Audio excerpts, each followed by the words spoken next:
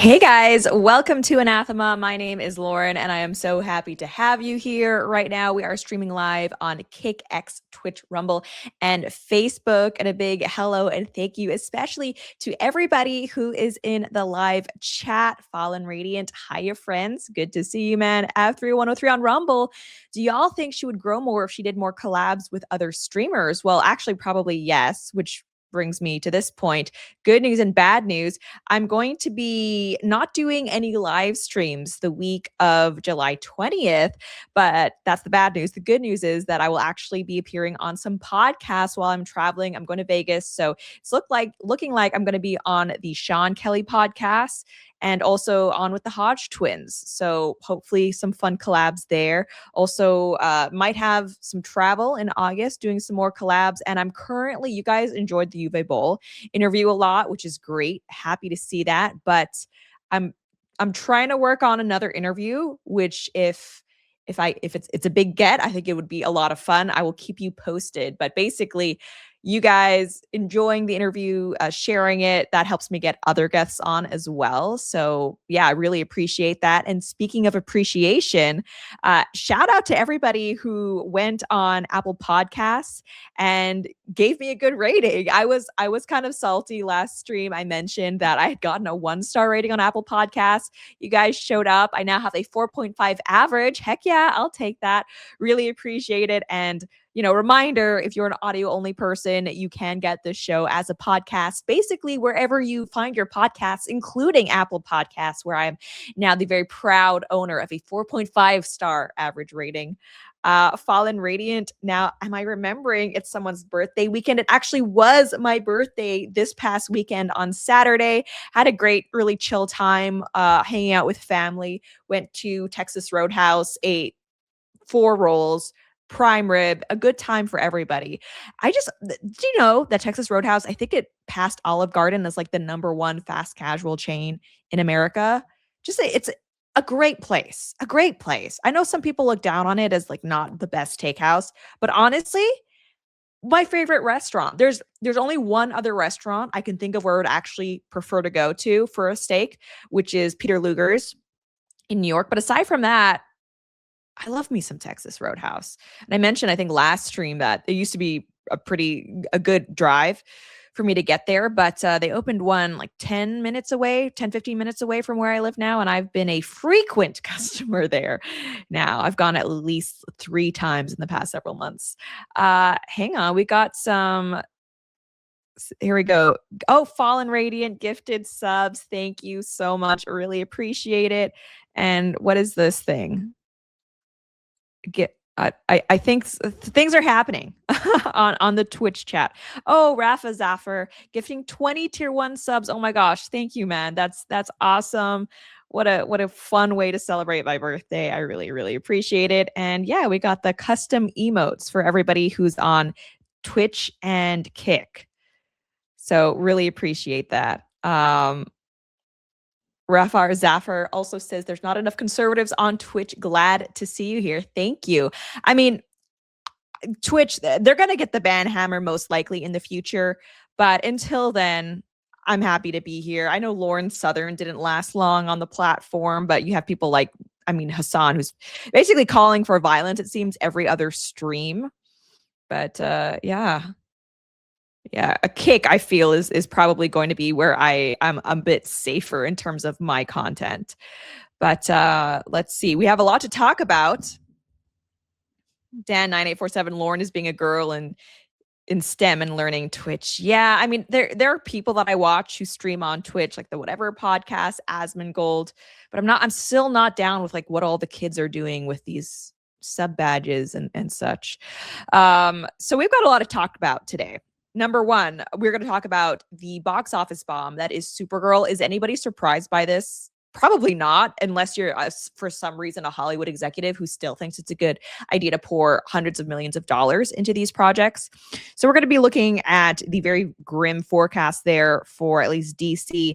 Then Canada's pulling out all the stops to be cringe and gay. And actually, couple years ago, I don't know if you guys remember this, Canada declared that it wasn't just going to be having June as Pride Month. It actually declared summer Pride season. Not enough gayness, not enough degeneracy happening in a single month. Canada wanted to extend that. But the Prime Minister over there, Mark Carney, he's been going very hard to, I don't know, disappoint all Canadians who are watching, it seems. Logan's Run 60 on Rumble. I love Texas Roadhouse. Honestly, it's great. Like the sweet potatoes, you can get them loaded there, which means it comes with like brown sugar, comes with marshmallows, arguably more of a dessert than a side, but that is one of the sides that I get. What else? We have, oh yeah, Citizen Vigilante #1 on Amazon. So big congrats to Uwe Boll and Armie Hammer. This was a film that Uwe Boll, I'm pretty sure, funded almost entirely by himself. So we love to see a gamble pay off. We love to see it, especially when it's got a good message. The message being, why are there migrant rapists in Western countries? Pretty universal. Then let's see. We also have the UK's King Charles. He is making headlines because he has redefined the role of the monarchy in the UK to actually defend, what is it, the role of the faith in a multi-faith nation. Can you get more cuckolded than King Charles? Unfortunately, probably not. Rip to our UK bros. I feel like so Canada, it's always bad news. It's never good when I talk about Canada. The UK, I feel like it's more of a coin toss. You have some really based people there trying to retake their country back, but it's also, you have headlines like this. King Charles taking an L for the entire UK. Also, the Supreme Court, it's not we were not sure whether we were going to get the birthright citizenship ruling today. That's been delayed until I think tomorrow. So probably Wednesday, we're going to be going over their ruling on the birthright citizenship case. But for today, the news that we have is that the Supreme Court has ruled that states actually can accept mail-in ballots that are at least postmarked by Election Day, but even if they arrive after Election Day. So Republicans are taking this as an L. Artist on X, you look like an anime girl. I'm going to take that as a compliment.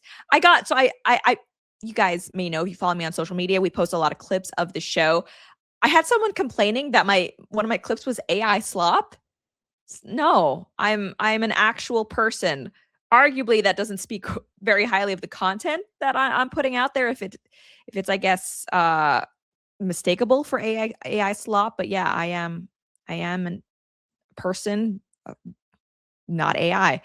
All right, so we have a hype chest on Twitch. I love how I'm learning this for the first time with you guys. I think I've gotten one of these before, and I think it's a good thing. Rewards, cheers to that emote. Oh, thank you. So I can share that in the little share and chat. Very cool. All right, so yeah, sorry. I like all the little stuff going on in Twitch and Kick as well. It's honestly, I'm having more fun as a streamer than I ever did filming YouTube videos. I love making YouTube videos, but they're honestly not that fun to film. You're just monologuing to yourself for a long time. And so actually being able to talk to you guys as I'm making content, it's a lot more fun than having to wait for the comments after the fact. The new redneck on Rumble. I saw Lauren at Texas Roadhouse this weekend. She is 100% AI slop. She is not real, or I'm delusional. Just shout out. By the way, not sponsored by Texas Roadhouse. If they did want to, like, I would promote you guys so hard. I would wear your logo on my person outside of streaming. So open to a Texas Roadhouse sponsorship is all I'm saying. Hang on. I've got so many chats open. Logan's Run 68 on Rumble, $5 just because. Thank you so much for the Rumble rant. All right, let's get into it. Let's talk about the Supergirl news. So it's reported by Variety here. Supergirl braces for $100 million loss, what DC Studios should learn from its box office bomb. To be clear, that projection, that is on the low end of things. Okay, I am seeing people say at least $200 million. Keep in mind, $180 million production budget plus what, 70, 80 million easy for the marketing. Any film that's shown in theaters, they need to give half of the ticket sales to the actual cinema company, whether that's AMC, Cinemark, whatever. And so what that means is that we are looking at probably at least $500 million at the box office just to break even, which is an insanely high bar, such a gamble. David Ellis on Facebook, blessings, Lauren. Hey, thank you. I appreciate it. We don't get a lot of Facebook chatters. Always happy to see the Facebook chatters. So, look, James Gunn loved his stuff with Guardians of the Galaxy. 1 was a lot of fun. 2, it's like, all right, we're doing the same thing. 3, it was emotional. I think he pulled it off. It was kind of a big ask, if you ask me, giving all of the DCEU to him. You know, I think people were optimistic at first, but first there was the Henry Cavill, will you, won't you? He ended up cutting him as Superman, that I think a lot of fans were disappointed by. His Superman, honestly, I didn't even watch it. I don't know if you guys did. I think it did okay at the box office, but that should tell you, I could currently watch James Gunn's Superman on streaming for free, but I still don't have any interest in doing so. And actually, like before I went to go see Supergirl to review it for you guys, which was a hate watch, I basically just went and looked at the plot of the Superman on Wikipedia just to see if I needed to know anything for tie-in purposes. Supergirl basically stands on its own, though. If you haven't seen Superman and for some reason Supergirl, you're like, this is the film that I want to be my introduction to James Gunn's EU. You don't actually have to know what happens in Superman. At least I didn't. It was fine. But let's get to this article. In Supergirl, a melodramatic cover of Jimmy Eats World's The Middle scores a climactic battle sequence with the song's lyrics meant to offer encouragement to the plucky heroine. Hey, don't write yourself off yet. Yet the initial box office results for Supergirl would suggest that audiences are, in fact, writing off the film and continuing to reject lesser-known comic book protagonists.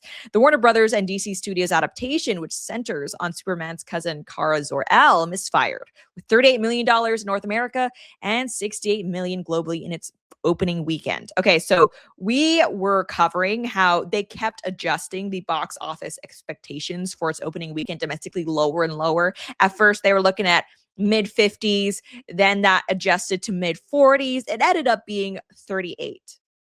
38. Dan9847 on Twitch. Have you not seen the clip of Henry Cavill tutting at a journalist for citing Wikipedia as a source? I have not. Nick on X, Lauren, 0.0001% chance you see this, but you're awesome. Oh, thank you.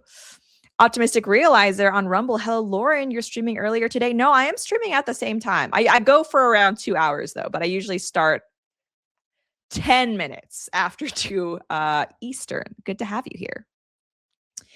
So yeah, it's not good. And I don't think it's fair to say that this is simply because people aren't really familiar with Supergirl. As I mentioned last stream, if you do it right, you can actually build up hype for a lesser known or heck, even new character.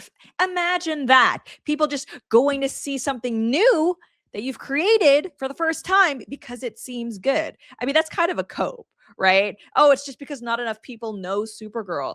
Movies in the olden days actually used to be based on completely original concepts, and they would still do well sometimes. Avatar, good example of this. There was no pre-existing IP for Avatar. It still smashed the box office because it was actually good.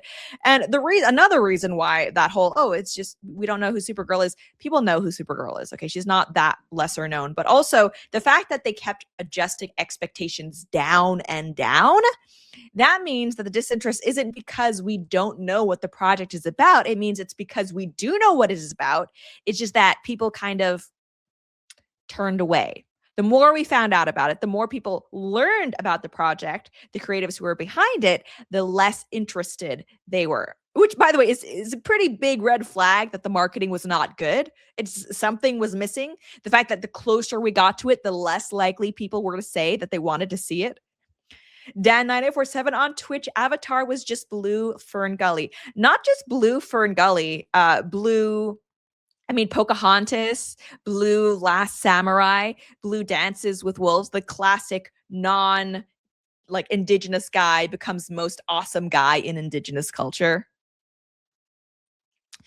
420 Weed Stoner Groiper on X, disavow. Drugs are bad, okay? Supergirl was terrible. They should have casted Sydney Sweeney, would have made billions. Yeah. And so there seems to be a rejection in Hollywood of casting quintessentially attractive leads, I would say broadly, but especially when it comes to female actresses. And I've seen posts about this that are really accurate, just kind of saying that, Harvey Weinstein, for all his faults, he would never have allowed what's going on in Hollywood to kind of come to fruition. I mean, who are the leading ladies now? We have Millie Alcock. She's cute, but as I've said before, the styling in this film didn't do her any favors. We have who's the wide-eyed Latina?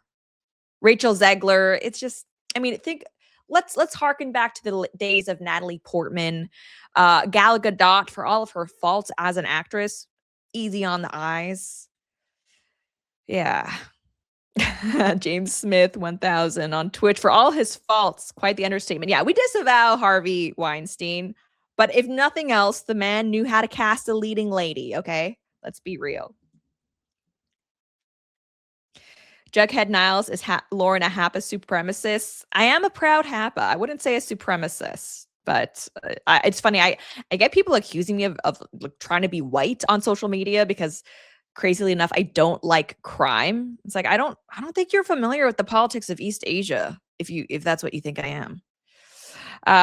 Okay, let's keep going. After launching below expectations, the big budget film is shaping up to be a money loser for the studio, as well as a major setback for the newly rebooted DC universe. Warner Brothers and DC spent $170 million to produce and roughly $120 million to market the comic book adventure. That's even higher than I thought. Okay, so 170, 120 million. So let's say, around 300 million of sunk costs. Okay, so that means they need to make at least 600 million at the box office to break even. Insane.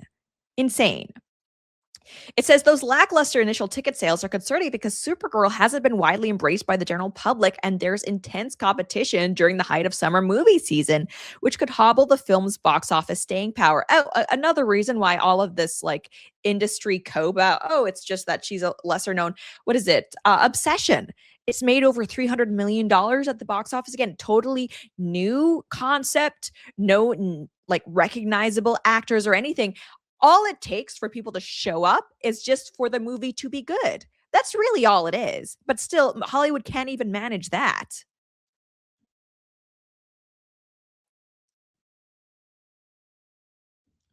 Rafa Zafar, Sigourney Weaver wasn't classically attractive, but Alien still killed in the box office. Was Sigourney Weaver not classically attractive, though?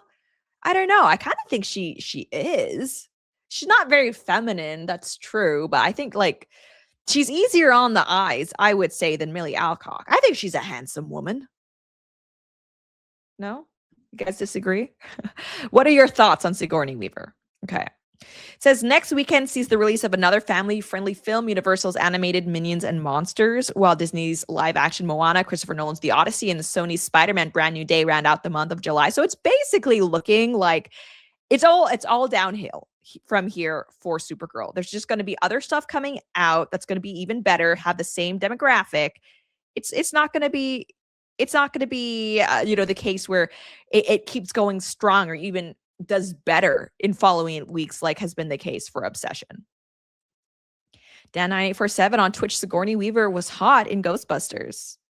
Fallen Radiant on Twitch, hard disagree. She is not a sex symbol. Okay, I'm not saying she's a sex symbol, but she's good looking. If it were outside of a movie context and you saw a photo of Sigourney Weaver, I think you would say she's attractive. So we have some disagreement in the chat about Sigourney Weaver. Justin's handsome, not pretty. Fair. Like I said, she's not very quintessentially feminine looking. So it says traditionally, a movie on the scale of Supergirl would need to earn at least $375 million to break even because theater owners get to keep half. However, a source close to Supergirl puts the film's break-even number at closer to $300 million. How? No, it needs like you admit that you've spent $300 million just on the production and the marketing. You say that theater owners get to keep half. So how are you figuring that the film needs to make 300 at the box office just to break even? It needs to make 6. Supergirl is predicted to stall at a lifetime gross of $100 million domestically and $200 million to $210 million globally. If the movie reaches those metrics, Supergirl stands to lose 100 to 120 million in its theatrical run. Okay, again, this is just industry cope. Supergirl, it's probably okay if it makes 300 million, it's probably going to lose closer to 200. And which that's a huge L. I don't understand why like production studios, they're so keen to keep funding these big budget, like female-led action movies. Like the market is saturated. Unless it's really good, it's not going to make money. Like this isn't I don't know 2016 where you just slap a superhero on something and it's going to make a bajillion dollars. Catholic Con, will DC learn from this? My guess is not. I think that unfortunately that probably is the case. And here's the thing: this would have been such a different conversation if instead of making a Supergirl film, they would have just done Lobo. They could have just done a Lobo movie. He was the best. Jason Momoa as Lobo, the best part of this film. But instead of just, trying to have this as like a little fun cameo, could have been an entire movie around that character with Jason Momoa, they would have made money. They definitely would have made money. Blah, blah, blah. Sources close to the production say Supergirl has a lower break-even point than a typical film the size because the casting creatives don't have a back-end deal. Okay, fair. A-listers like Joaquin Phoenix and Lady Gaga can negotiate first dollar gross, meaning that in addition to their multi-million-dollar salaries, they receive a percentage of box office revenue before the studio recoups any costs. That's not the case with Supergirl, which stars House of the Dragon breakout Millie Alcock in her film debut. She was paid around $400,000 to play the okay, I'm skipping that character. Eponymous character, and would have received only a small box office bonus if the film were successful. 400,000. That's actually less than I would have thought. I saw reports that pegged it around $1 million. Parley Star on Kick. Good to see you again, my dude. Hey, Lauren. Hey, Chad. Good afternoon. Glad I am not losing $200 million, right? Must not be. And that's the thing. The studio and creative turnover for these films that lose hundreds of millions of dollars, surprisingly low. I'm not saying it doesn't happen, but it's just if this were any other industry, there would be more firings than currently Hollywood has. Says Supergirl, says follow-up, blah, blah, blah. Okay, Superman, starring David Corenswet, launched to $125 million and eventually earned $618 million globally. Those returns were deemed a hit at the time when the superhero genre has been showing signs of wear and tear. Okay, but here's the thing. If I'm DC and I see that Superman made $618 million globally, the last thing I'm going to do is assume that the Supergirl movie, less known, less popular character, is going to make more money than Superman with the same creative team behind Superman. Like, what are they thinking?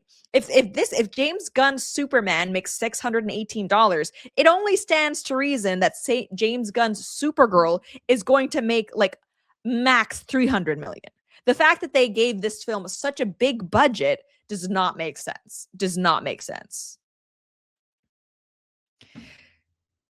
It says, while Supergirl, this is a DC exec, didn't meet our box office expectations, it's just one component of a broader long-term strategy at DC Studios that we remained confident in. Okay, so I mean, it doesn't look...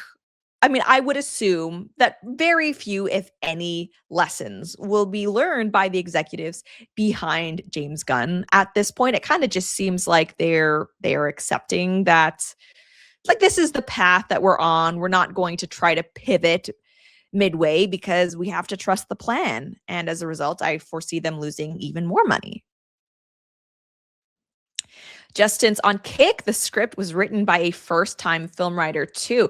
I believe the feminist who wrote the script for Supergirl, she had one previous writing credit to her name, which I think was just a short film, if I'm not mistaken. Dan9847 on Twitch. I wonder how China and the Middle East are responding to it. A sloppy, drunk, violent Supergirl won't go down well, will it? Probably not. Honestly, probably not. Which is like, and this is something we discussed leading up to the film's release. Like, who is this for? Okay, it's a feminist girl power superhero film. We know overwhelmingly the people who actually go see superhero films are men. Who is Supergirl supposed to be aspirational? Because women don't want to be like messy and drunk and unkempt all the time. No. Okay, so we have some more reactions on X to go through, though. This is pretty funny. Frizzy, User says, I deleted my Supergirl review because the loudest people trashing it were misogynistic chuds. Okay. But now that more people have seen it, I stand by what I said. The movie was ass. Great cast, but god awful script, cinematography, color grading, villain, and soundtrack. We shouldn't defend mediocrity just because the wrong people also hate it. I agree. Geeks and Gamers says New York Times blames misogyny after Supergirl crashes at the box office. Female-led superhero movies have been rejected almost uniformly over the past 5 years or so, perhaps reflecting a resurgent misogyny among the core fan base, which is largely male. Okay, but here's the thing. If this is just misogyny that's to blame for Supergirl failing, why is it that 59%, the majority of the audience, was male? Okay, it's not just men that don't want to see this movie. Women don't want to see it either, which is fine. Women are allowed to it's fine for women and men to overwhelmingly choose different genres of entertainment. There's nothing wrong with that. Stop trying to force women to like superhero movies by giving them characters that women wouldn't like. It's only femme girl bosses that would like a superhero like Supergirl, to be clear. But it's insanity at this point, right? Doing the same thing, expecting different results. That's what studios are doing. Shawshank 245, I think a first-time chatter on Twitch. Hey, Lauren, how you doing? I am good. I am doing great. And apparently I have some sort of, based on my ability to predict box office bombs, I'm some sort of clairvoyant, like superhero, the likes of which Hollywood just could not imagine. Geeks and Gamers again reporting Supergirl flops with one of the worst opening weekends in history. So it's being reported that Supergirl has actually opened up to a worse box office than Morbius. The infamous, was it Jared Leto vampire superhero film? It's done even worse than that. And that's definitely saying something. Yeah, who could have seen this coming? Well, let's look at some of the clips of Millie Alcock that have been circulating leading up to. I have many queer friends, so honestly, I'm kind of honored. I'm honored that that's happening. But I think because she doesn't live inside the binary of what we think a woman should be, that is what makes her so special and so exciting and so new. I have many. She doesn't fit in the binary of what we think a woman should be. Okay, it's not the 1950s, okay? No one is actually like, what? A girl superhero? Why? I never. She doesn't fit the binary of what people think an interesting character should be, okay? Being like edgy, a drunk and grumpy, that's not actually enough to be interesting. Funny that. So yeah, it's a mystery. It's a mystery why audiences weren't drawn into this. Variety. Yeah, so this is just pure propaganda. Stands to lose $100 million after opening. It will need to be closer to it needs to make at least $300 million to break even. This is all untrue. It's going to lose a lot more money than that. Here, Superman Saga News reports, says Warner Brothers executives on the social media toxicity surrounding Millie Alcock. Quote, we were surprised by both the ferocity of the backlash and its reach, believing the culture had evolved past that sort of campaign. Oh yeah, it's the audience's fault. You know what I thought we were past? I thought we were past trying to market films as edgy or subversive by just sticking a woman in them, and also by actively trashing the people who you want to go see your movie. I thought we were past that personally. Apparently not. So not a lot of love. And yeah, so Variety, so help me, I kind of think that they're trying to get this movie to flop because they have reported on that Millie Alcock quote about, how she'll face backlash by simply existing as a woman. They have been reporting on reposting that quote almost nonstop every few days on social media. Kind of seems like they are counting on audiences reacting negatively to Millie Alcock. Kind of seems like they're part of why this is not doing well. After going to 3 on Rumble, Lauren, as a fellow Canadian, what do you think of Drake? I can safely say I have never listened to a single Drake song. So I guess my answer is that I don't really think of Drake at all. So yeah, see, Warner 312, they never learn. Gender politics never goes well. Yeah, it never goes well, especially when like, again, if it's an action movie, it's a superhero movie, overwhelmingly, the people who would see that are men. So trying to badmouth men leading up to it, obviously it's not going to go well. Here, brain dead social media take. I'm sorry, but Supergirl isn't flopping because it's bad. It's flopping because people hate women and have no desire to go watch the damn movie and form their own opinion about it. Well, tell that to women, because women also overwhelmingly have rejected this film. Let's be clear.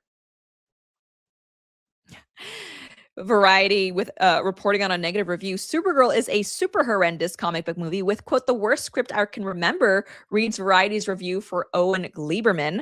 James Gunn said he wasn't going into production on any movie until the script was rock solid, which is a good idea. That's a good concept. The script is the most important part of the film. But it says for that was the overriding problem with the superhero overkill era. The films had lousy scripts, which served as grids for layering visual effects. Also true. Gunn was right to want to take the comic book genre back to the basics of well-structured screenwriting. So what has he done in his second DC outing? He's given us comic book movie with the worst script I can remember. Yes, unfortunately, this is true. Now, I haven't really seen any reports about what we can expect the next James Gunn DC film to be here. But Variety has some thoughts about what they could do better in the future. When studios do greenlight movies about comic book characters who aren't household names, they'll need to economize on the production budget and marketing spend. Analysts say a film about Supergirl can't cost the same amount as the next Batman or Superman. Yes, obviously. Who are DC's two biggest A-listers. One reason that 2019's billion-dollar smash Joker was so profitable was because the origin story about the notorious villain was made for just $55 million. Like, how? Okay, I'm sorry. I'm not yelling. Oh, okay. On Twitch, Andrew Unbox, next film is a Superman sequel. Oh. They're not going to make more money doing the same, like, Superman, Supergirl, Superman sequel. It's only going to be less, okay? There's no one out there who didn't see Superman or Supergirl who, when Superman 2 comes out, will be like, now I will go see this. No, that's not going to happen. So they're just going to keep making less and less at the box office if they follow this strategy. So yeah, obviously they need to make less money. How are there actual professionals, like analysts, who, like, their take on what DC needs to do different? Oh yeah, spend less money making these bad movies. You think? Is this actually a novel concept? Superhero movies, it says, can still be marketable, but studios need to ask themselves, are casual moviegoers going to our film? When you are spending $150 million to $200 million, it needs to feel culturally inevitable. Otherwise, smaller films with less risk is the way to go. I could have told you that. I mean, okay, I'm not yelling.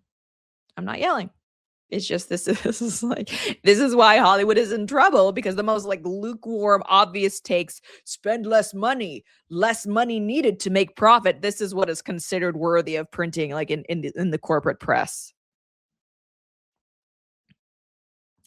Logan's Run 68 on Rumble. I liked Captain Marvel. I even bought the DVD. Hey, you know what? If you like any of these films, then honestly, good for you. Like, it is. I will never shame someone for liking a film, almost never. But I wish that were me. I wish I could be the type of person who could, like, watch this and just be totally entertained and happy. I would be much less grumpy if everything I watched was pleasing to me and actually a good time. It's not a fun place to be where you find fault with everything. So good for you. I'm genuinely happy that you liked Captain Marvel. So the Wrap, we also have them asking, where does DC go with this? And I mean, if you're James Gunn, you've got to be sweating, right? This isn't probably not going how he especially thought it would go. Yeah, just it's basically just piece after piece saying, how did this lose money? What went wrong? A lot of stuff went wrong. And it's like there's this tendency in Hollywood now to not give the audience what it wants because it's considered pandering.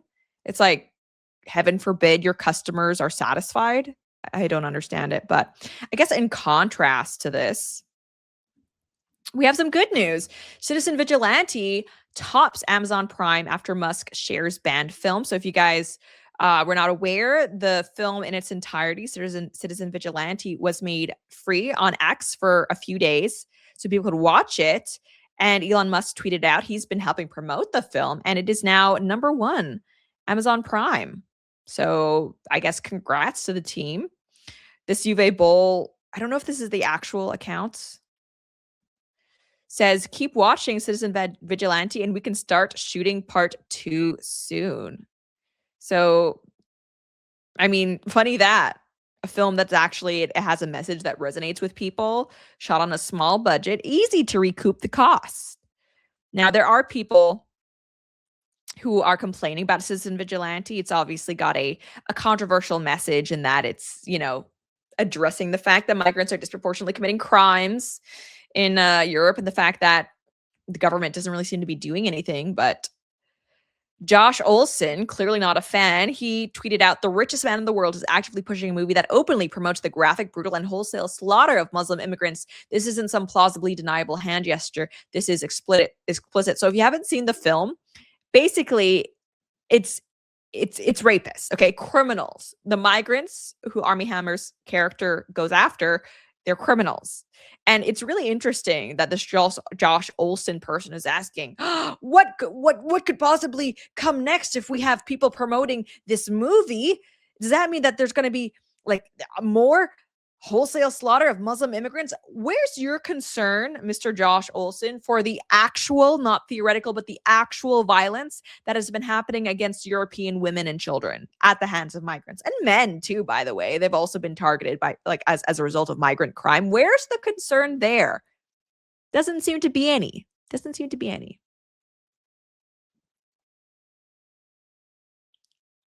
So Meme the Left says the same people who cheered for John Wick killing dozens of people to avenge his dog are super mad about a vigilante killing Muslim rapist. And that's true. We've gone over that on this stream. That's why all of the indignation about, oh, how could we have this vigilante film that's promoting violence? Vigilante films are nothing new in Hollywood. Even in recent memory, John Wick, I mean, it's super popular. No, there's been no John Wick style killings as a result of that film and Keanu Reeves. But Evan Loves Worf, which is probably one of the worst progressive Twitter accounts there is, says John Wick killed people who were trying to kill him. The guy literally kills innocent women in the movie because they're also Muslim immigrants. It's because they defend their rapist family members, by the way. They're not innocent. They're complicit. Dowell F. Junior IS on Twitch, did you watch Birds of Prey? It's the first Girl Boss We Hate Men movie of superhero movies. Yes, I did watch it. Actually, me and Papa Chen did a review of that. It was taken down by YouTube, but we did watch that. It was not good. Dan9847, what was most surprising was that they found actors to play the migrants in it. Very brave of them. Actually, so according to Uwe Boll in that interview we did, there were very few actually Muslim actors who wanted to be in the film because of how it portrays migrants. And so they actually had to resort to just kind of vaguely ethnic or Mediterranean looking actors. Yeah. Dan9847. Okay, Lauren, cards on the table. Which awful film is your guilty pleasure? Ooh, probably. Okay, that's actually a hard one. There are many, many films that I love, but I know objectively are probably not great. Okay, well, easy one. So growing up in Papa Chen's household, every Christmas, there was one movie we absolutely had to watch, and that was Jingle All the Way, starring Arnold Schwarzenegger as an inexplicably very Austrian businessman who is spending too much time at the office and not spending enough time with the family. I mean, it's a trope, but that was a Christmas classic when I was growing up. What else? What other ones are pretty? I have a lot of guilty pleasure stuff. This isn't a film, but a guilty pleasure TV series that I like is The Vampire Diaries. It's objectively poorly written. There are inexplicably plot lines that just go nowhere, but it's fun. There's a lot of stuff like that. I am not above a guilty pleasure. That's the thing. It doesn't need to be actively good for it to be entertaining. The New Redneck, Jingle All the Way, is just super fun. It is just fun. And it's not a Christmas for me unless I watch Jingle All the Way. Chibi Reviews 13, do you watch Teen Wolf? No, but I think that's in a similar vein of just, it's, teenage supernatural creatures. Everybody dates everybody. There's more drama about who's boyfriend and girlfriend than the fact that they're actual vampires and werewolves. It sounds like it would be up my alley. Axel Foley and Rumble the Pacifier. Oh yeah, Vin Diesel. Forgot about that film. Forgot about largely Vin Diesel in general. Hasn't been doing anything in a while, I don't think. So yeah, good. Congratulations to Citizen Vigilante. It's definitely goes to show that there is an audience who wants to watch movies, who wants to support good content, but what Hollywood seems unable or unwilling to do is actually make and produce that content. And people aren't even demanding perfection. They just want something that doesn't talk down to them, made by people who don't hate them, about things they're actually interested in. Go to KO on Kick. Good afternoon, people. Hey, good to have you here. Okay, so let's now change gears a little bit to talking about Canada. I was born in Canada. I've moved in and out of the country, but I've spent like many years living in Canada, specifically Quebec. I've only ever lived in Quebec. There are bios of me out there that say that I've was born in Toronto or something like that. No, I've never lived anywhere in Canada but Quebec, for better or worse. Usually worse. And now I'm no longer in Canada. I haven't been back to Canada in years. And anytime I look in on what's going on in Canada, I check Canada in the news. It's always depressing because it's never a good thing. And I rag on Canada a lot because the politics are just outrageous. The average Canadian is like a leftist boomer at best, or actively trying to destroy Western civilization at worst. But ultimately, what's so sad about the Canada situation in my eyes is the fact that Canada used to be a great place. It used to be one of the best countries to live in, period. And it still has so much going for it. Canada, when I was younger, it was safe. It was high trust. Like the biggest issues that Canadians were dealing with were the fact that the French didn't like the English and the English didn't like the French. Oh, if we could return to those days, that would be amazing. But unfortunately, Canada has any woke policy that you could possibly think of. Canada is usually at the forefront of implementing it. Whether that's like crazy LGBT stuff, made euthanasia, just straight up killing their own people, mass migration. It's just all the bad stuff. Canada's like, yes, give me more of that.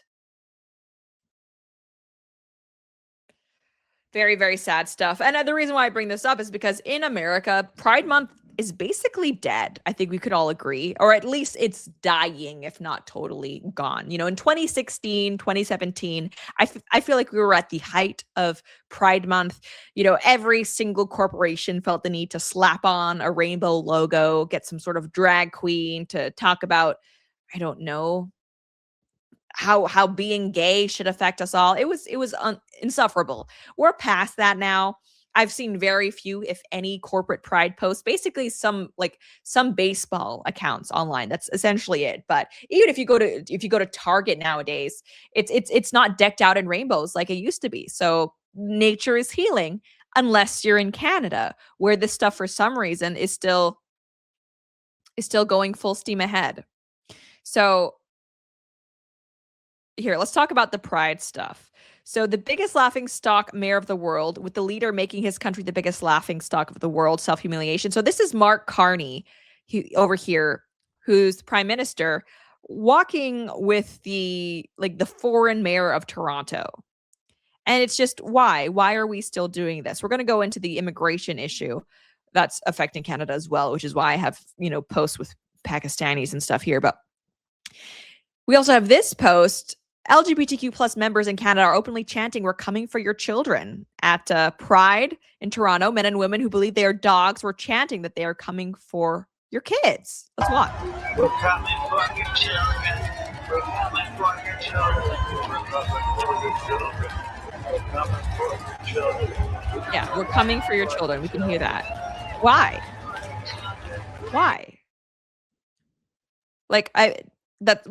Who nowadays, by the way, is still bringing your kid to a pride parade? If you're a parent who brings your kid to this, I honestly think that CPS should be called. Something's wrong. Your judgment clearly impaired. Mactronic Man on Twitch, good to see you. He says temporarily toned down in the US. Next admin, it would be back stronger than ever. Maybe, but even 2 years ago, it was already on the decline.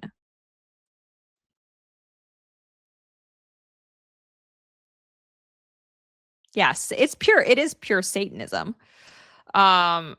So yeah, we are still going hard for LGBT stuff in Canada. We have this from Lives of TikTok. Meet Scarlett Gillespie, a candidate for mayor in Hamilton, Ontario. He pretends to be a woman and uses a sock puppet in his speeches. Let's take a look at this train wreck. I knew I wanted to run for mayor It's a when sock Andrew puppet. Horvath refused to meet with me when I was the victim of a hate crime, and we were at the safety summit, and she had her communications person, Amanda Kinnaird, stand in front of me like I was a feral dog, when I actually just wanted to be respected. That's when I knew I wanted to run for mayor. Okay, no one that has a sock puppet should be allowed to run for any public office. I feel like we should be able to agree on that. Just some sort of standard normalcy. Like the biggest freak you can imagine. Okay, think of them. In Canada, they are actually a viable political candidate. That's where we are. Okay, so yeah. Elementary school in Canada, in Peel, Ontario, they're having a pride parade. Imagine if one of the young Canadian soldiers who served in WW2 were able to see this. So let's look at what an average Canadian elementary school looks like. Simple and true, it shines in me and shines in you. No matter where we come from, no matter what we've been through. Love strong and bright, guiding star in the dark. Absolutely disgusting. So what are you doing, Canada? It's so hard for me to cover Canada because it's like what could have been, I mean, as far as I'm concerned, the country I was born in, that's dead. That's gone. Okay. Av 3103, how do these people still exist? I don't know. Axel Foley on Rumble, to be fair, most Canadians support this. Canada's government reflects its people. Unlike the British government, right-wing Canadians outside of Alberta might as well move to the US. And that's true. Like that's what's frustrating. The Canadians have had multiple chances, multiple elections where they could have signaled that they don't want this, but they keep voting for this.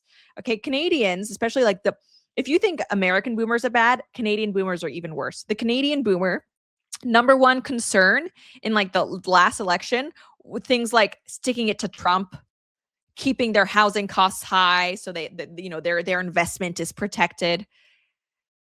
Never mind the fact that young Canadians are being replaced and the boomers' grandkids are being groomed to be trans. They don't care about that.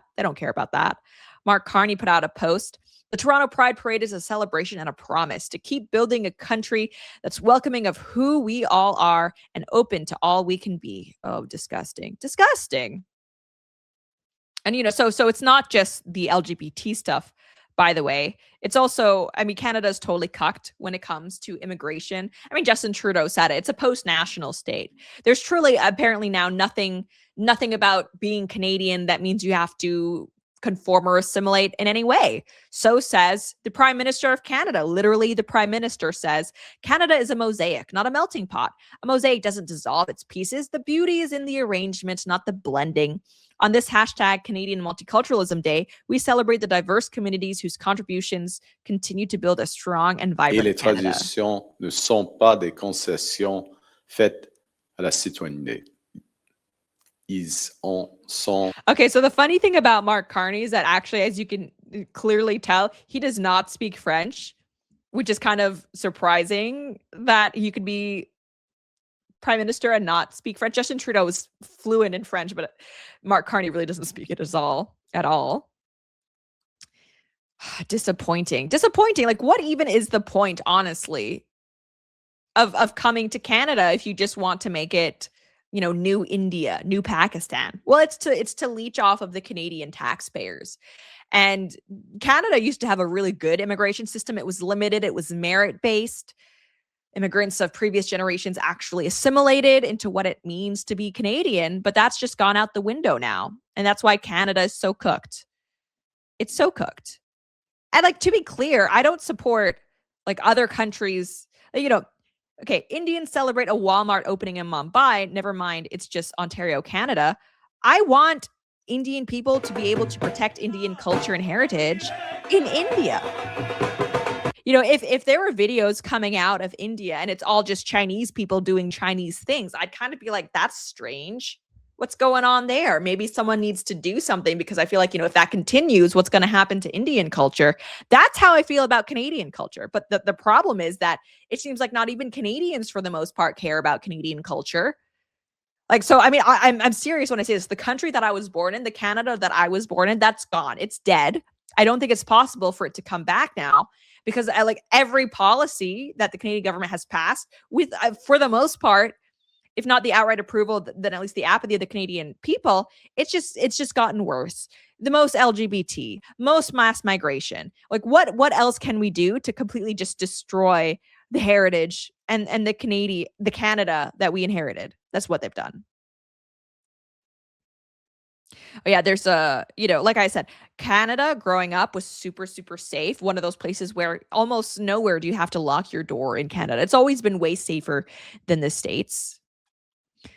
Well, we have this Randy note. Calgary police in Canada have charged 16 people suspected of being part of a large violent foreign criminal ring that extorts victims. 15 are out on bail. Investigators believe the legal names associated with these individuals may not match the names they are known by. Since the investigation began last year, prosecutors have documented 19 extortion-related shootings. In the prairie region of Alberta, the Canada Border Service Agency has opened 138 immigration investigations and issued 37 removal orders related to that same extortion ring. None of the 16 charged are Canadian citizens. Yeah, no duh, they're not Canadian citizens. And so, like, what's happening here? You know, when I was younger, if you came to Canada, it meant that you were there to work. Like, you had some sort of skill that made you valuable to Canada. So for a long time, the average immigrant to Canada was actually better educated and a higher earner than a local Canadian. Clearly, that standard is gone. Now it's just whatever. Why are we importing criminals? We have enough criminals in Canada, actually. There weren't a lot, but it's like 0 is the ideal number. So we had enough criminals in Canada. We don't need to be importing other ones. Says Antonio tweets here, police have confirmed that none of these thugs are Canadian citizens. If you have any information on the whereabouts of these thugs, please contact Calgary police. Okay, so they're apparently just out, a lot of them. Just release them. Why? Canada was a safe, prosperous, rich nation. Like, never mind human capital, Canada also has a lot of natural resources basically set. Canada wanted for nothing, and then a bunch of libs were like, hang on, let's make things brown and gay. X-row on X, leftists need voters. That's why. But the left are already in power in Canada. Like, liberals were already popular. Like, it's hard for me to think of a reason why this is happening, aside from that they just, like, the powers that be, especially in Canada, they just hate us. They hate us. They want to destroy our countries. That's what's breaking K on Twitch. Canada's cooked. Unfortunately, I wish it weren't the case, but I don't really see any way back for Canada at this point.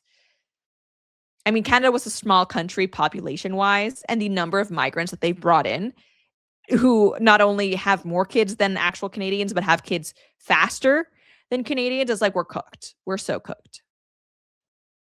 C10312 on Twitch. This is why we can't have Canada as a 51st state. Very much so. Okay, if you guys think that, like, Californians voting in American elections is bad, Canadians are even worse. There's no actual right-wing party in Canada, to be clear. Like, you know how in the UK, the Conservative Party wasn't actually conservatives. They're basically like Democrats. Canada is the same. The Conservative Party, they're leftists. Maybe center left instead of far left, like the Liberal Party, but they're leftists. Yeah. X-row on X, the migrant business is booming. The NGOs make a lot of money. Yes, they do. Big yikes. So I wish I had better news to report, you know, when it comes to Canada. I feel like, you know, again, the UK, it's kind of like hit and miss, whether it's going well or going poorly. In Canada, it's only ever bad. Things are only likely to get worse and worse, unfortunately. I wish I was wrong, but I don't think I am.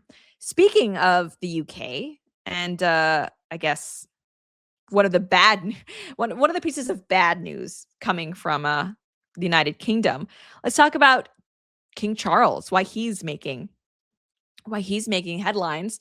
GB News reports King Charles will now protect the multi-faith nation as new role is defined.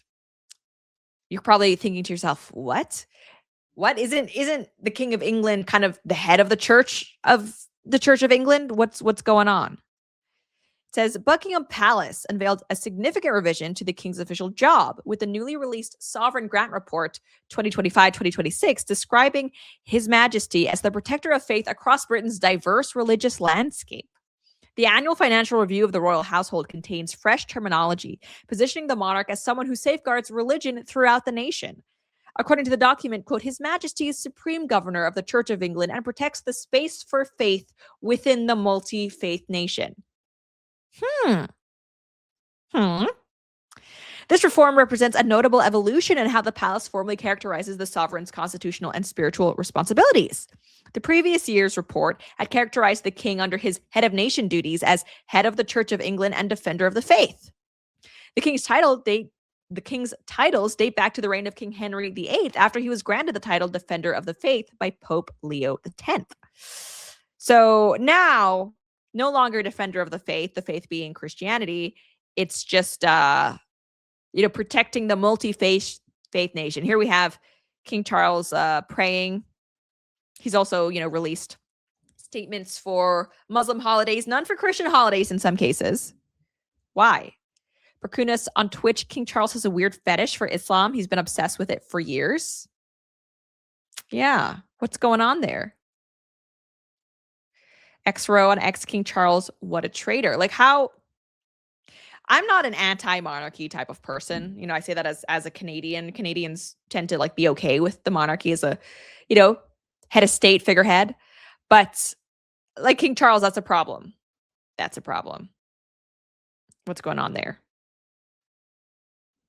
Go to KO. I know it's a bit off topic, but have you reacted to that Clav tweet? What Clav tweet? I didn't see that. I don't know which one that is. Canada's No King's Day, LOL. Yeah, I mean, it's funny because when they had the No Kings protests that were international, they actually had to go out of their way in places like Canada and I think, the UK to clarify that they're actually okay with kings like King Charles who are libs, but they're just not okay with people like Trump who are duly elected presidents, but who do things like they don't like. Yeah. JJR SBL on Rumble. I have newly found Lauren's channel. I will keep Monday, Wednesday, Friday show days in mind. Oh, thank you. I really appreciate that. This is, what is there to say? I mean, I've seen Brits hopeful that perhaps William, when and if he takes the throne, will be a little bit more of a traditionalist. I mean, King Charles seems like the ultimate boomer lib, but I mean, it's a coin flip whether that's actually going to happen. I feel like if you're in the UK, you just have to accept that the powers that be, the establishment, the British political class and elite, they actually hate you. They hate your heritage. They hate your way of life. They want to subvert it. And that's really all there is to it. Like, more so than even, I think, the Canadian government, I feel like the British elite actively hates their own people. The only reason, though, that the UK is not in worse shape than Canada, by and large, is because the UK, as a people, they actually have some fighters. They have some nationalists left, whereas that's largely been beaten out of Canadians. So unfortunate news for our British brothers and sisters. James Smith 1000 on Twitch. I've never seen a government that hates its citizens so much. Absolutely. So I was watching a Sargon of Akkad video, and he was going over how there are programs in place in the UK where the government was paying hospitals extra to hire foreign nurses. So simultaneously, you have British women saying, "Hey, I've graduated nursing schools. I can't get a job," while the government is actually paying people to import foreigners to take their jobs. And actually, Canada has programs like that too, where they will let companies import their own workers and then subsidize. I don't see an explanation for these practices aside from our governments hate us, hate Westerners. Insane. Breaking K, are these hockey guys on the left in Canada? I'm not sure, actually. I don't follow hockey at all. I'm not, because I wasn't born, I was born in Canada, but I didn't grow up there as a little kid. So there's a lot of like Canadian hockey culture that is foreign to me. Electronic Man, I don't know about the UK, but the US desperately needs more nurses. I'm sure it's similar for them too. Yeah, basically everywhere we're in need of healthcare professionals, nurses, and doctors. But what do we keep getting? More administrators, which actually is not helpful. But yeah, I don't like, at least for the UK and Canada, if you're a Canadian nurse, you can basically just come live in the States on a TN visa as long as you have a job opportunity. It's like a NAFTA agreement. It's really easy. If you have some sort of medical profession, whether it's a doctor or nurse, you can basically choose wherever you want to live. And I don't even have a problem with that. Like we need more doctors, we need more nurses. Ideally, we're not just taking in nurses from like the Congo, who knows what kind of standards they have. But if you're from an actual Western country with an education, I don't have a problem with nurses and doctors coming in.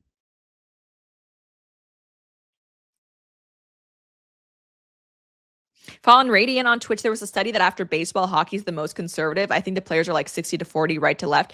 I wouldn't be surprised if MMA also has very conservative athletes overwhelmingly. But it's also just basically a racial breakdown, if you think about it. Like basketball, football, not very conservative sports. I think it's because of overwhelmingly the players in that sport. So let's keep going talking about the news though. Apparently clavicular has gotten more surgeries. I've seen photos of him. Hang on. Someone wants me to react to this. So this is his looks maxing progress from 2024 to now. Okay, am I the only one who thinks he looks overwhelmingly similar? And it's not, I don't know. It's not as if he was a bad looking guy before. Oh, I'm sharing the wrong tab. So here we have clavicular before his looks maxing transformation 2024. Now 2 years later, he looks basically the same to me. It looks like he's lost weight. His skin is cleared up, but he looks overwhelmingly the same. So I feel like for looks maxing to, I don't know, really matter, it probably helps if you're like less attractive initially to start, because he looks basically the same and he wasn't a bad looking guy before. Honestly, to me, it just looks like he lost weight. I think he's gotten a bunch of stuff done. I think he had double jaw surgery. He's had a nose job. I don't know.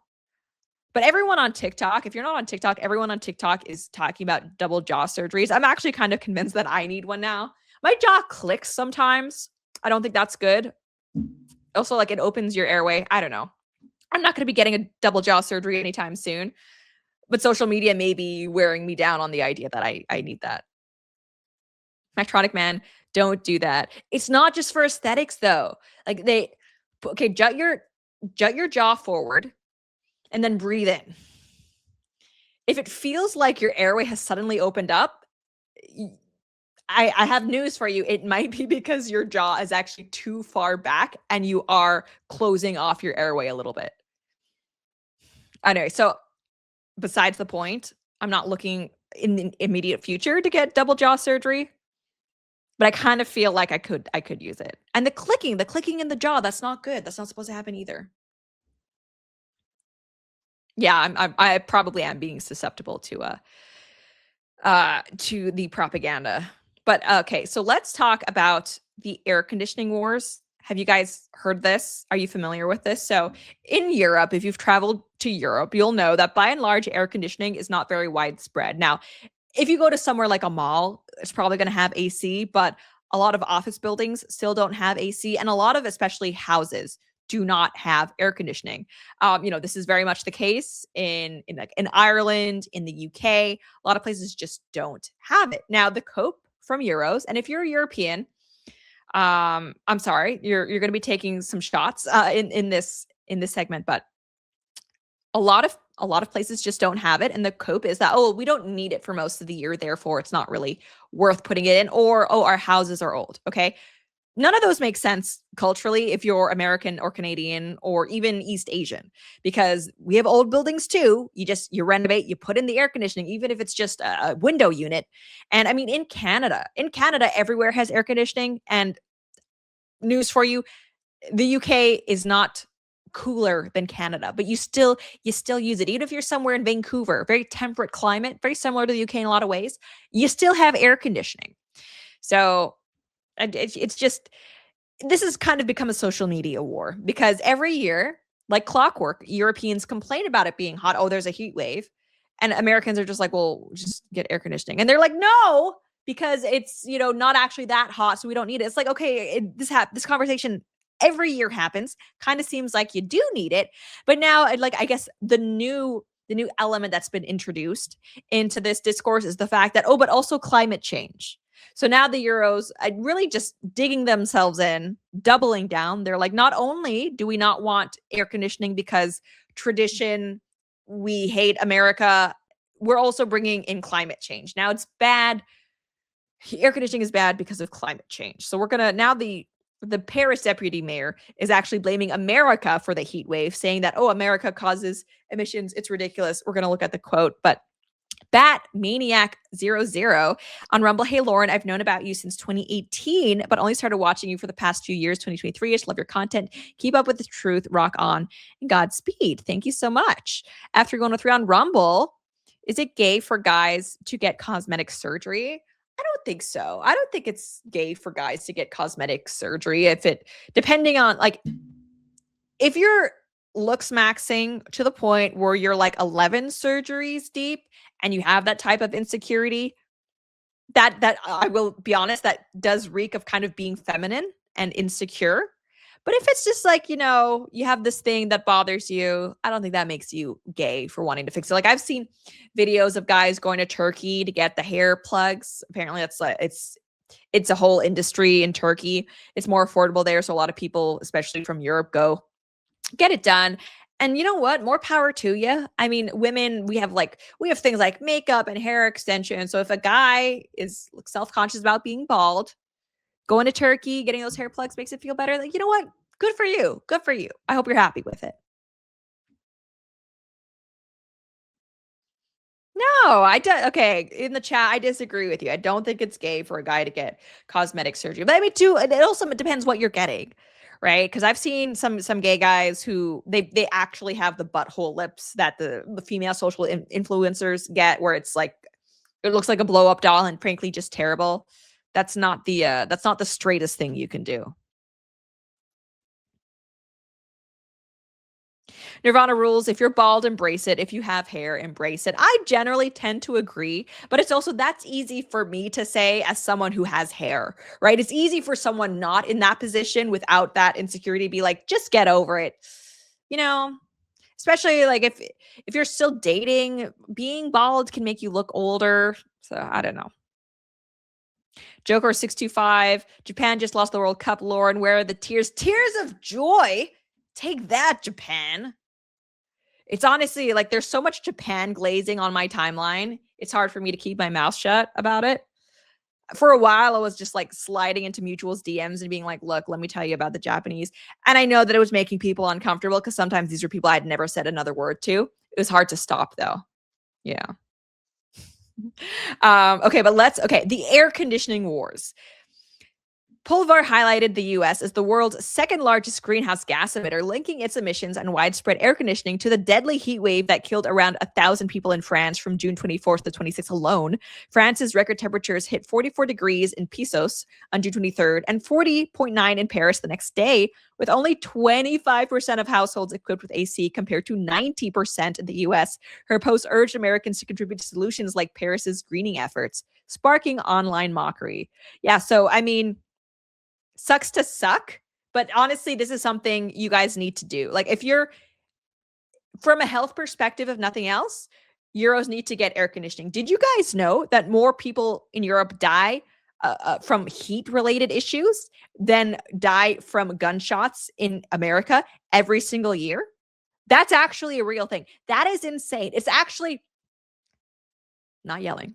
It's actually insane. Like the amount of faux outrage that you always see Euros exhibit over, like, America's gun deaths, which I agree. Hey, we talk about that. That's not good. No one should be dying from guns, but also no one should be dying from heat in 2026 unless you're in, like, maybe sub-Saharan Africa and you simply don't have the resources for it. We have the solution, air conditioning. Honestly, just get it. Just get it.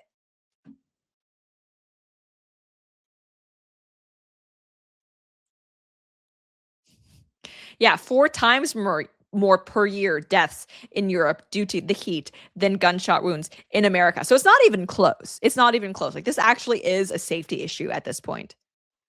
And so, yeah, Americans are clowning on this absolutely ridiculous assertion.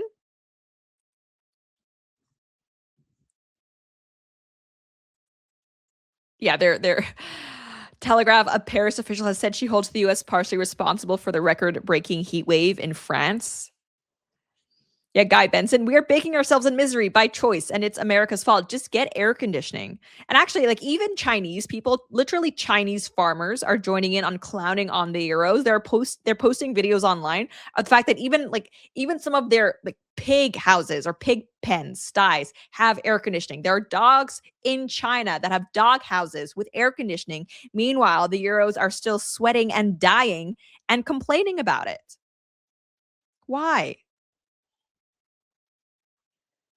Yeah, I mean, it's posts like this. No air conditioning, please. We're French. Europeans prefer to swelter rather than cool down the modern way. But why? But why? Just get the air conditioning so we don't have to hear you guys complain about it every year, because it really is every year. I saw someone in the UK post about how they have, like, a fan going and a little water bottle squirter to help them cool down, because it's not worth it to get air conditioning because, in a few weeks' time, it'll just be cooler again.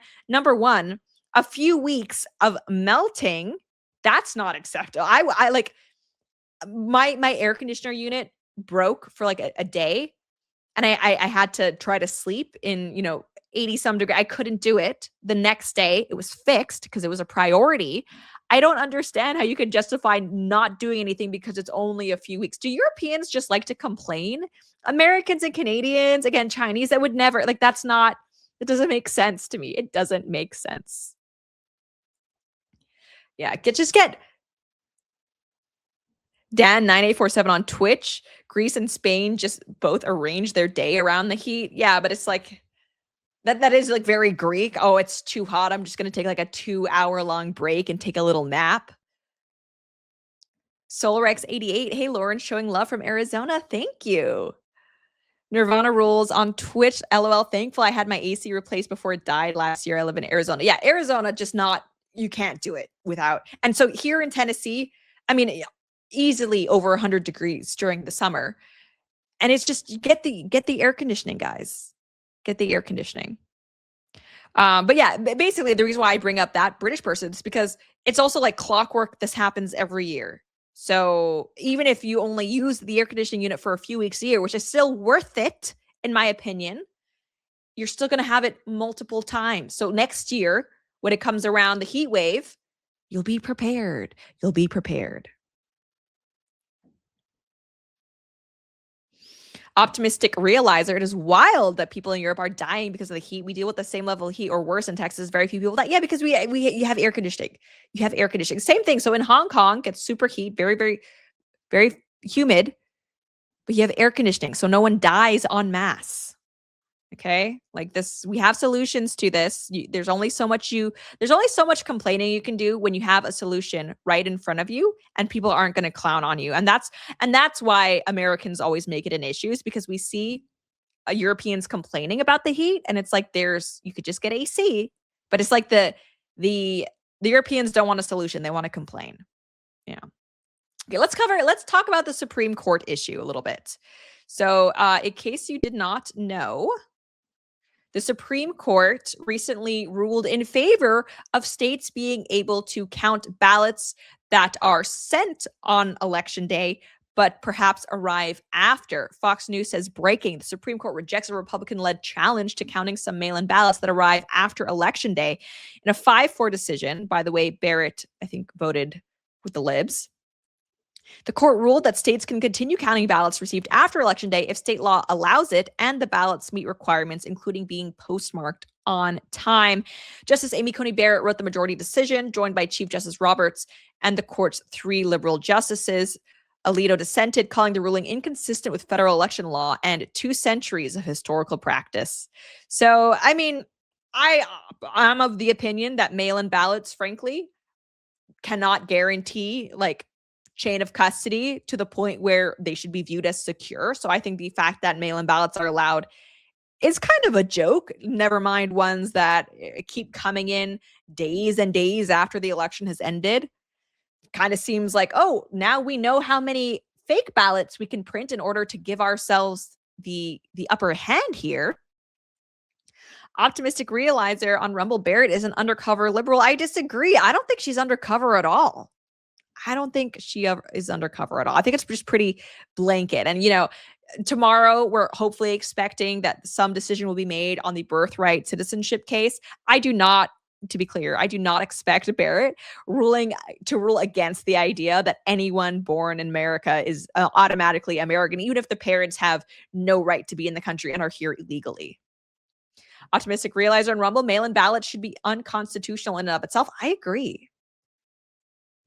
Mactronic Man, a lack of federal interference in elections is better in the long run. I don't know about that. I mean, if the states are contributing to voting for people who serve in the federal government, doesn't the federal government have an obligation to ensure that elections are secure? Kid a Panda on Kick, she's just a woman. I do not. Okay.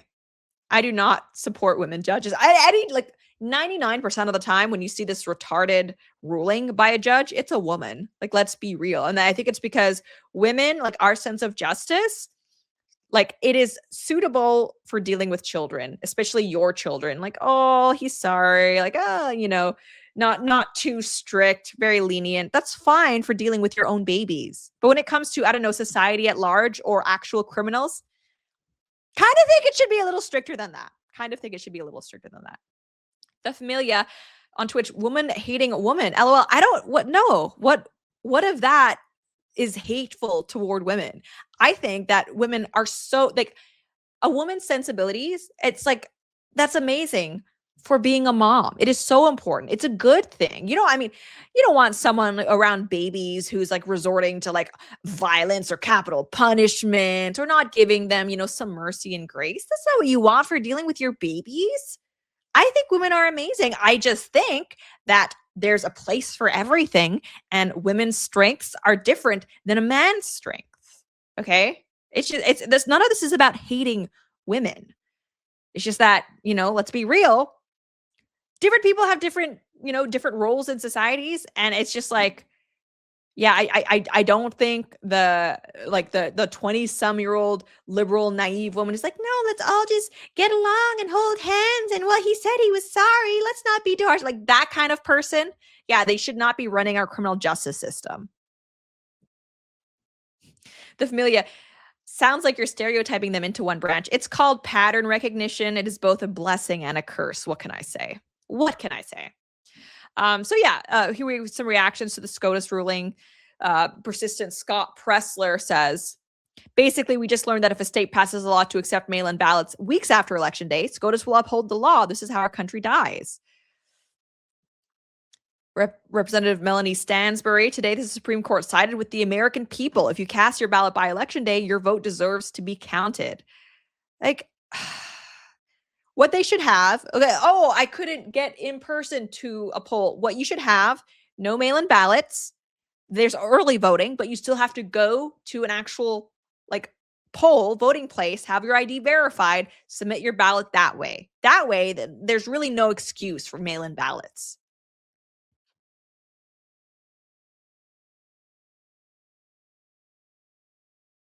C. Warner 312, liberals hate pattern recognition, LMAO. Yeah, very much so.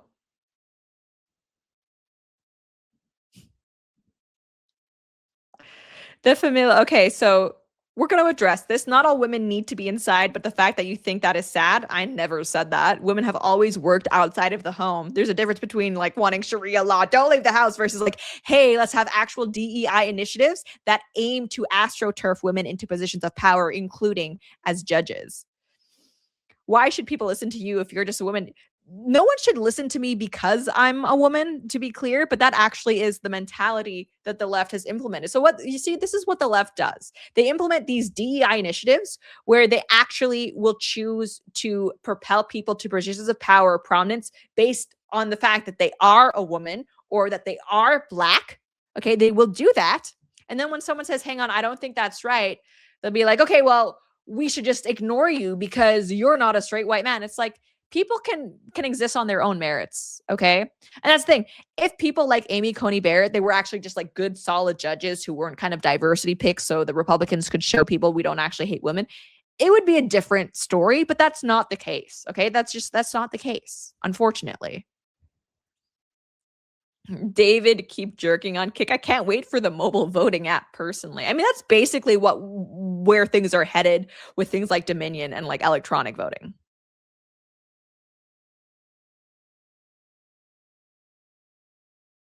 Mectronic Man on Twitch. What do you think about online voting? Estonia has been doing it since 2007. Like, I am very draconian when it comes to election integrity. I honestly think the only way to do it, in-person voting, voter ID, stain your finger, like ballots need to be counted within like that day, honestly. That's the only way to keep things secure. And that is how other countries do things. C1312, Coney Barrett has been also voting with the liberal judges on many rulings.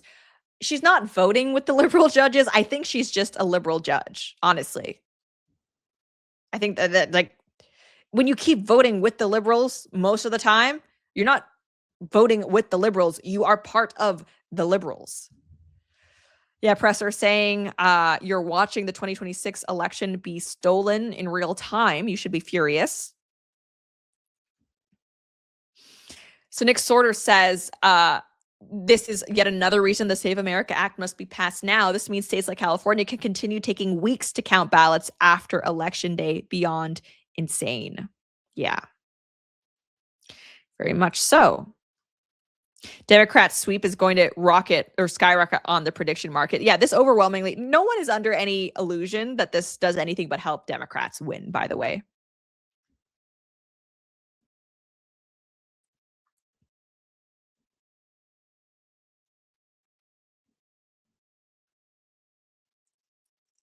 Yeah, so it's the Supreme Court has upheld late mail-in ballot being counted. Okay, so we will come back on Wednesday and see whether the birthright citizenship ruling has been delivered by then. Wall Street Mav says Amy Coney Barrett was such a mistake. She just joined the majority on the Supreme Court to protect mail-in ballots arriving after Election Day. So that just means that basically, like some sort of third world country, America can't know who actually wins its elections until maybe even weeks after the fact. Yeah. Disappointing. But here's the thing, if at least like voter ID would be passed, that would still be a huge win, but Republicans in Congress can't do it. Can't do it. I mean, like with Republicans like this, the conservative judges like this, who needs liberals, honestly? Rowan Prolapsky on Kick streaming on Canada Day had patriotic. Yes, that was so. Americans, you may not be aware that July 1st is actually Canada Day. I will be here. I will be streaming. Yeah. So let's now go over what is actually kind of one of my favorite parts of the show. Let's do our response, our video responses. Here. This one comes from the UK. Let's look at this. Answer the question. It's not about what you did, it's your ancestors. It's still regular to you. The reason why you're driving today is because of what my people did. The reason why you're here today is because of what your people did to my people. You don't do anything for this country. You're a disgrace. You're a disgrace. So if you can't tell, this video comes to us from the UK, and no, Black people did not build the UK. To be clear, this type of rhetoric comes from American Black activists. Black people also did not build America, but they especially did not build the UK. The English people built the UK. And there's like these Black activists, they always love to claim that they've built other countries. If you were so good at building countries, you would have built your own, but you didn't. Okay, that's just me being real. So we need some humility here.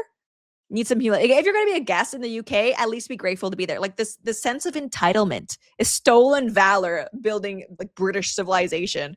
It's insane. The reason why you're in the streets, these streets were built by my ancestors. No, that like, how dumb do you have to be? I'm sorry to think that Black people built the UK.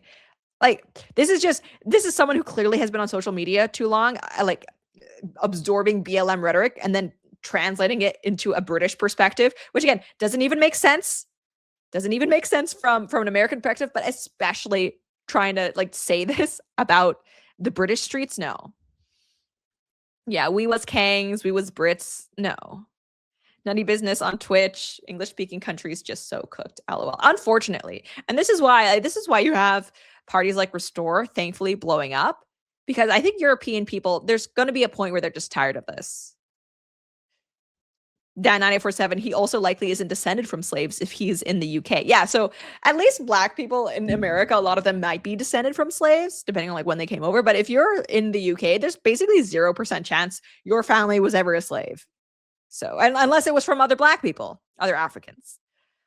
Yeah, we love it. Well, and it's just like, if you hate white people so much, I'm sorry, but get the hell out. Get the hell out if you have such a problem with British people. But he's not going to, because he wants the gibs. He understands that like it benefits him to be in this country. But it's like, they're just leeches on society. They only want to be in the West to take from Western people.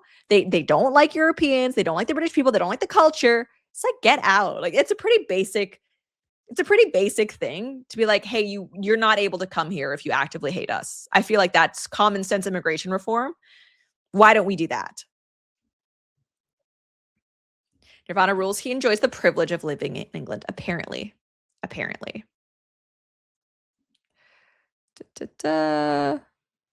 Oh yeah, so this is actually kind of hilarious. So there is a British streamer who is going viral for all the wrong reasons.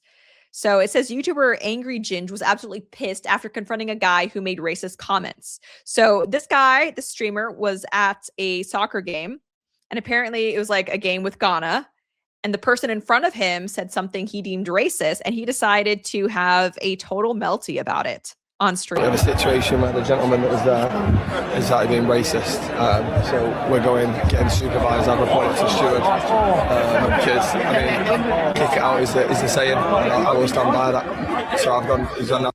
So if you can't hear, he's starting this video saying, "Hey, we're at the soccer game. Guy in front of us says something racist." Then he says, "We're going to get a steward, a supervisor." So, okay. So what's happened is that apparently this guy was eavesdropping on someone else's conversation in front of them. It doesn't seem like the people in front of them were like talking, interacting with them. It seems like he just heard someone else say something racist to his other friend. So again, it's not like there was like a Black person in front of him that this guy was harassing, which, you know, we could talk about how that's inappropriate. But it's like he was just making comments to his party. This YouTuber streamer gets just indignant, goes to get security, tells on this person who again was just having a conversation with like his friends. I don't think there was any danger of the actual soccer players hearing anything he said. I'll get supervised and we'll see what. It says the man sat in front was making incredibly racist comments toward the Ghanaian national team. Due to this, it was only right for me to stand up and deal with this. Watch how the steward deals with this. It's actually embarrassing. Like, oh my gosh, thank you, white progressive, for protecting all the poor browns from the mean words that were said about them that they weren't even there to hear. Brian Jackson, poor Ginger, put a hat on. Axel Foley, tattletale snitch. I mean, yeah, Shmuel Gloopy 69 on Twitch. The comments are funny. Some guy said he has more outrage over racism than rape that goes on in the UK by migrants. Yeah, like, can you imagine? Like, what a Karen. So they go and they try to get. I'm sorry about my comment about Ghana. It won't happen again. No, it won't happen again. The guy's like, So the guy who made the comment, he's just like, sorry, I won't say that again, which, you know, like, fair enough. I still don't think you should be intruding into other people's conversations. But yeah, the guy was like, sorry, you know, won't do it again. But it's not good enough. Not good enough for the progressive savior over here.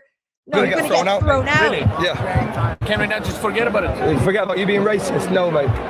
Don't, Forget about you being racist. No, mate. Oh my God. This is an unforgivable sin. don't be racist. Well, don't be racist. Well, the steward said that he can't kick him out or something. You see how upset he is. So he's saying, I feel like I need to translate because some of you are saying that you need subtitles for the streamer, but he's upset because the steward said he can't kick him out. Like, yeah, no duh. Why would he be able to, like, hey, you said something that people behind you overheard and didn't like, so now you have to leave? I'm sorry. This is America. You can't do, like, that's not how America works. So, Yeah, just 1 minute, mate. I just want to see the steward. Jim, Joe, what's Yeah, I'll be down in a minute. He's so furious. He's just got back now. That He wants guy's to make a been whole racist. thing out of this. Yeah, so I'm getting a team to get him out. You think? No worries, mate, no worries. He's like going around trying to get him Thank you, kicked out. thank you. So we'll see what happens. Apparently the steward said that he can't kick him out unless he does it again. I said, there's no way on earth. All of us have heard it.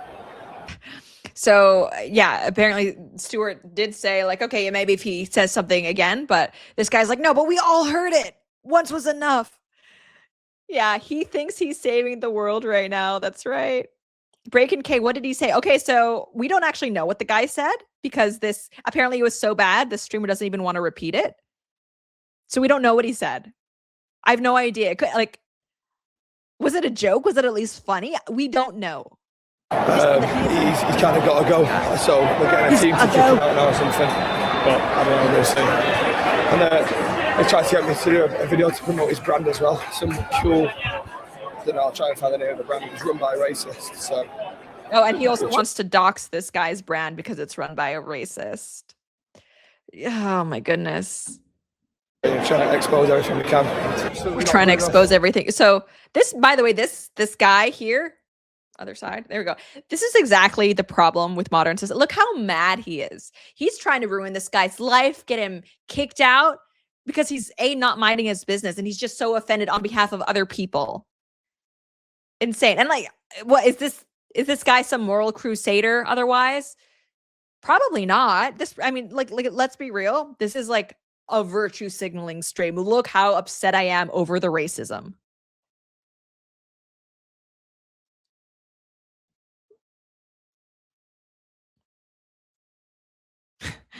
Mango hangs on this is Trump's America, not communist Britain. Yeah, but it's like, here's the thing.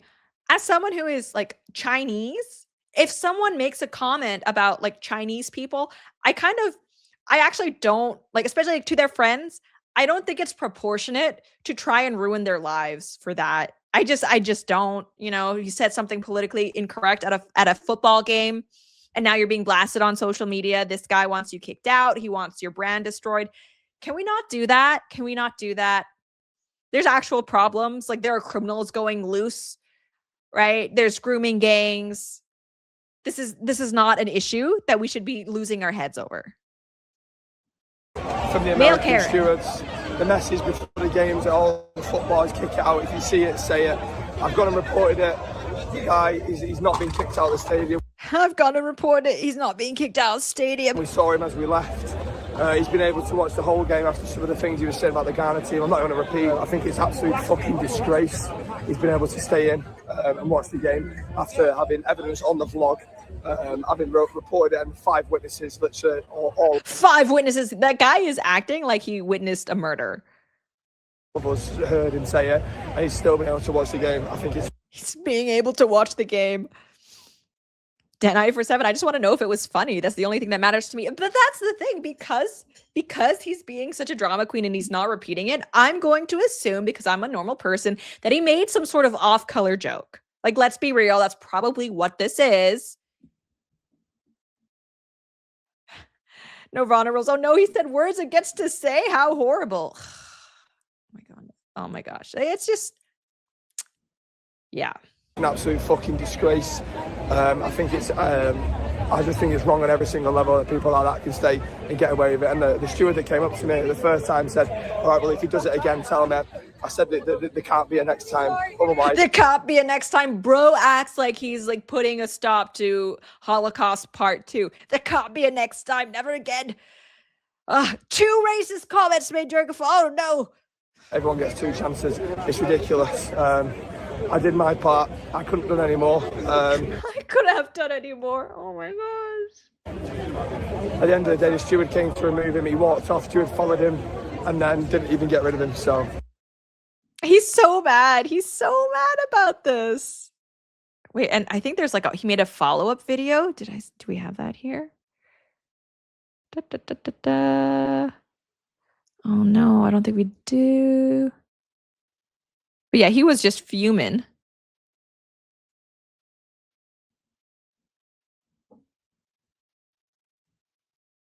Wait, okay, hang on. Let me check really quick. Sorry. I usually try to have everything like saved. But I thought there was a follow-up and he was just still. Oh yes, here it is.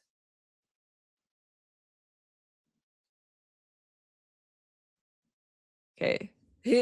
So that clip of him freaking out went viral. Most people were clowning on him, obviously. So here's his reaction to the negative feedback he received. believe it. Such a Karen you are. I don't get this. Karen. There's a significant difference. Bro, if he's called Ghana shit, right, and he doesn't like the team, I get it. He's been fucking racist. He was, I'm not going to specifically say what he said. He was saying that, I don't even, it's honestly, the things he was saying is fucking mental. Like, genuinely, absolutely fucking mental. So we still don't know what he said. So like, if it was that, hey, maybe it was really that bad, just say it so we can kind of be assured that it wasn't just some un-PC comment or some joke. But yeah, you're being a Karen. Mind your own business. Don't eavesdrop other people's conversations. You're probably going to be happier for it. Also, this is, if you're in America, yeah, it's not really done to try to kick people out based on what they've said just amongst their friend group, not hurting anybody, not bothering anybody. So sensitive. Yeah, anyway, so he's basically lol cow of the week, and he's, I think, rightfully been clowned on a lot. Okay, yeah, so we also have, videos like this also pop up in my feed every now and then. So we have a DoorDash driver who looks like a, just a go-getter of a person, takes a picture of the food being delivered, and then picks it up and walks away with it.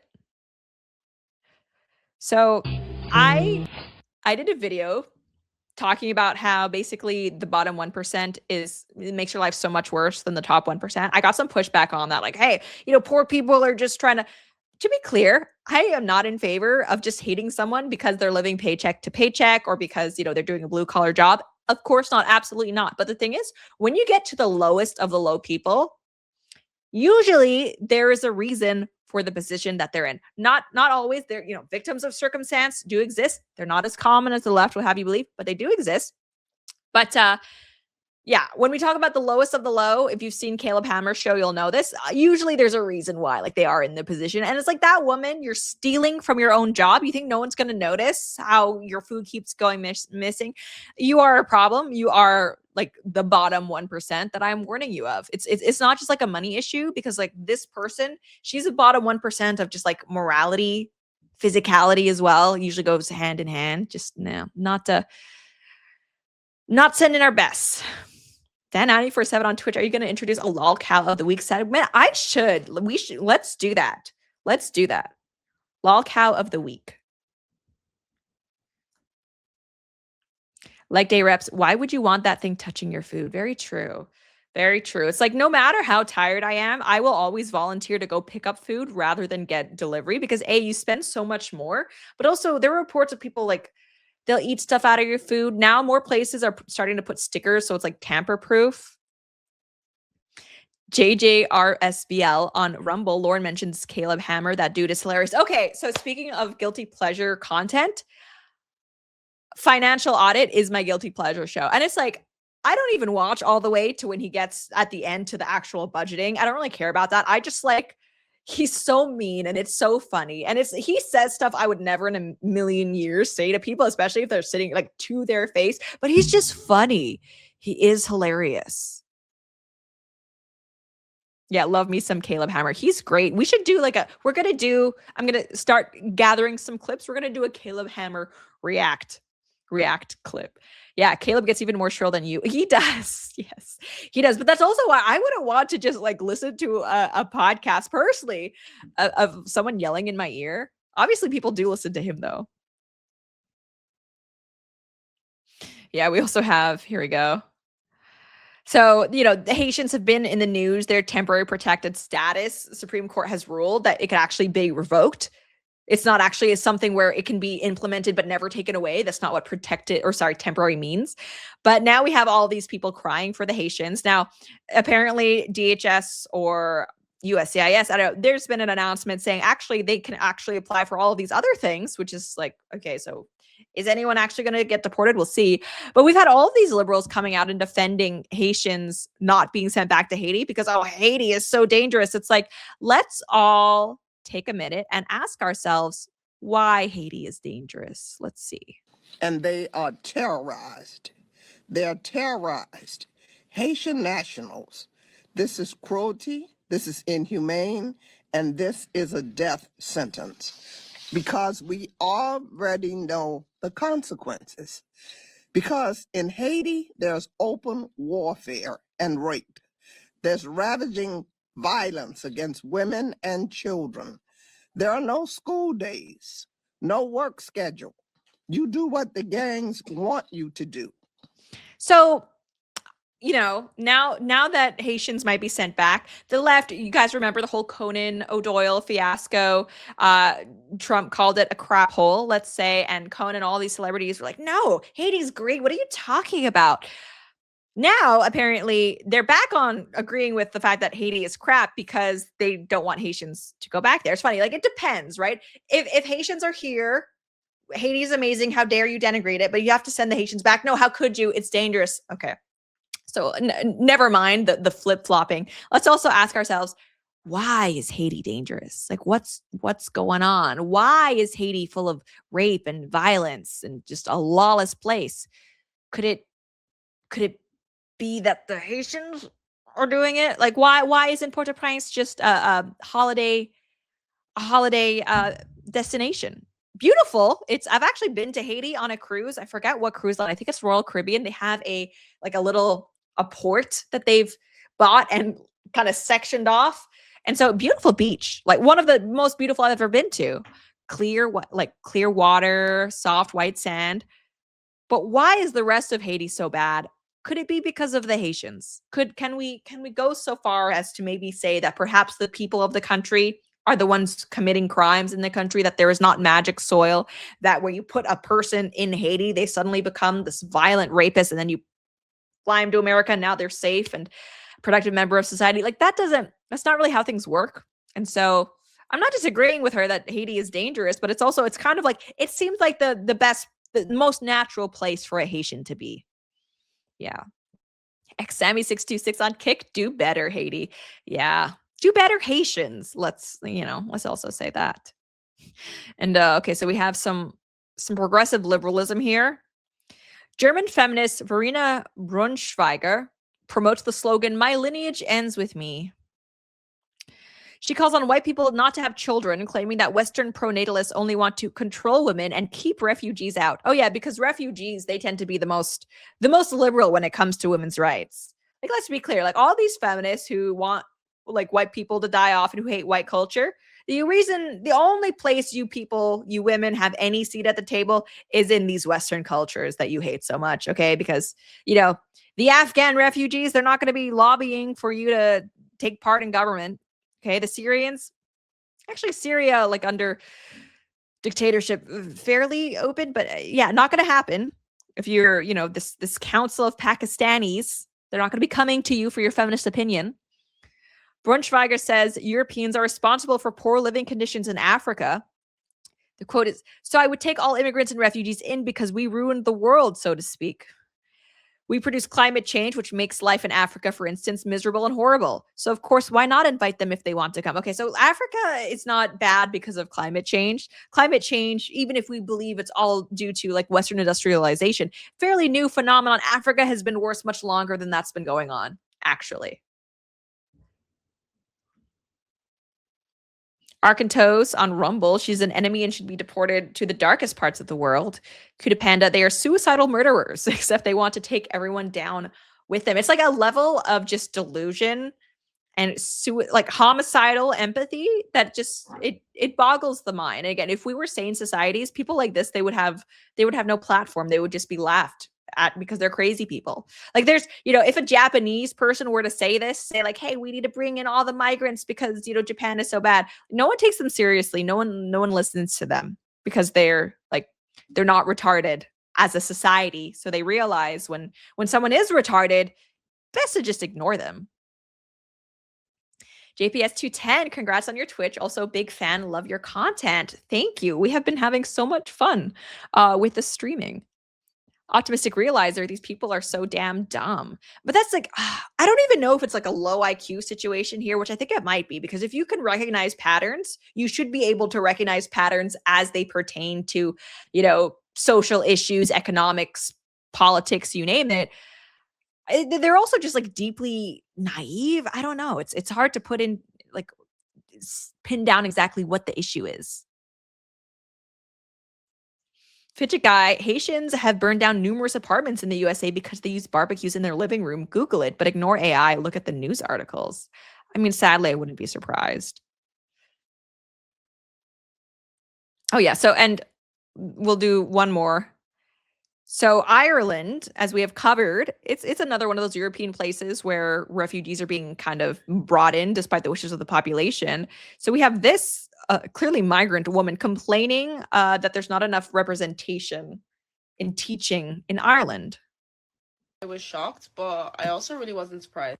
Throughout my Irish education, I never had a teacher who looked like me, but I developed the biggest pet peeve for when people decide to blame it on Gaeilge.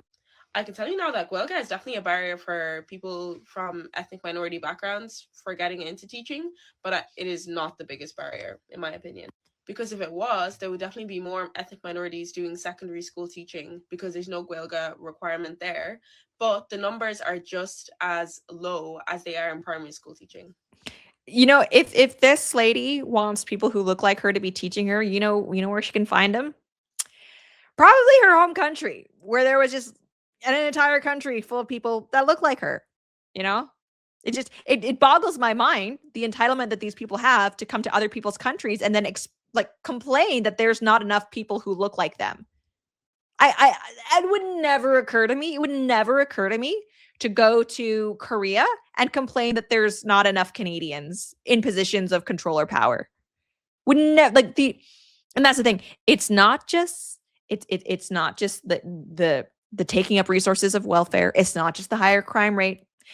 It's also the resentment and the entitlement toward Western countries that just kind of grinds my gears when it comes to so many of these migrants.